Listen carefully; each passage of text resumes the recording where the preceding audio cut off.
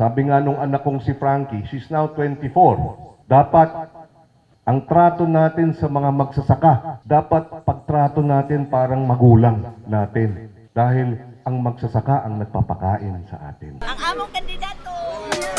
Kiko, Kiko sa puso ko.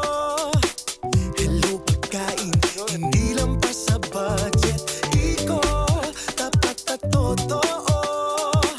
Mabubusog na rin pamilyang Pilipino. Mga puso natin, isa ang beat. Sa damdamin may pumipintik.